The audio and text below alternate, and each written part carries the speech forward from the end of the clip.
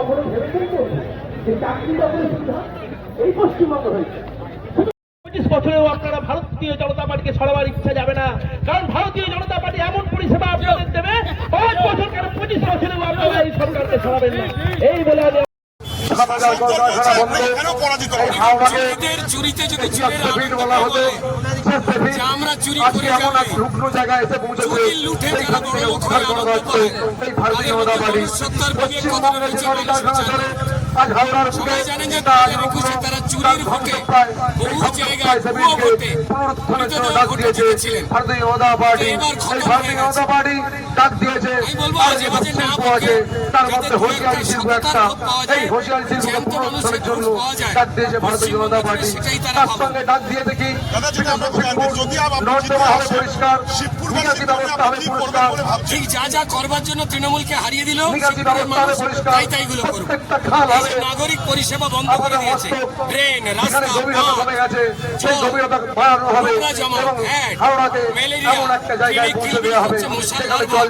বাচ্চাগুলো পায় খোঁজ পায়খানা হয়ে যায়, সামান্য বৃষ্টিতেই গলিগুলো জলে ডুবে যায়, বাড়িতে জল চলে যায়।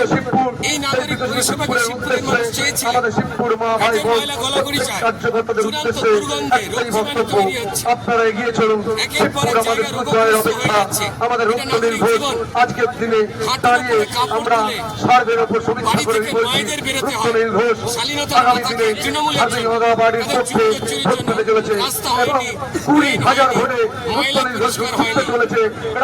এটা কোন ধরনের ব্যবস্থা?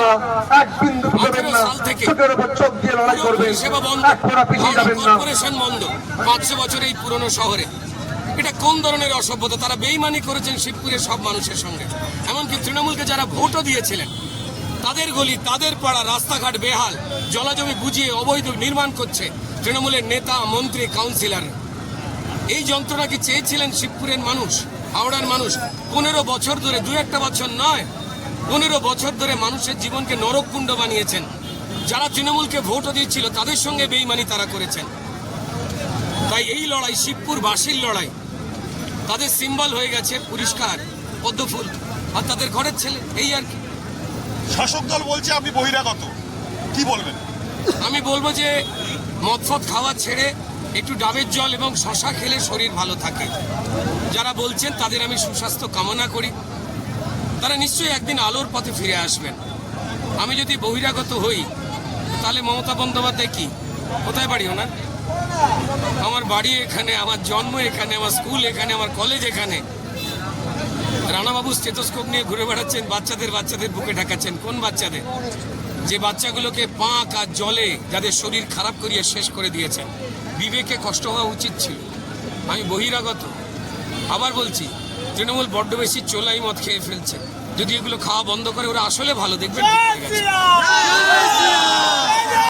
আপনি কি অশ্ব ভগন্দর ফিস্চুলাতে ভুগছেন? সুগার রোগে আক্রান্ত? আপনি কি খুব অসুস্থ? যোগাযোগ করুন ওম আয়ুর্বেদের সঙ্গে, কন্টাই, পূর্ব মেদিনীপুর। এখানে পশ্চিমবঙ্গের বিশিষ্ট ডাক্তারদের দ্বারা আয়ুর্বেদিক চিকিৎসা করা হয়। ওম আয়ুর্বেদ, কাথি, পূর্ব মেদিনীপুর, সেন্ট্রাল বাস স্ট্যান্ডের সন্নিকটে। যোগাযোগ করুন এই ফোন নাম্বারে। ওম আয়ুর্বেদ, সেন্ট্রাল বাস স্ট্যান্ডের সন্নিকটে।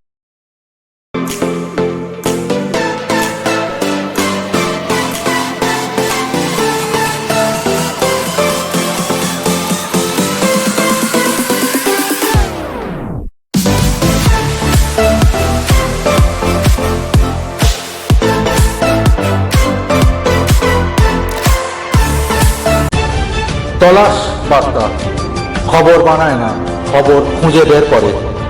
আমাদের প্রতিনিধিরা 24 ঘন্টা সদা সতর্ক।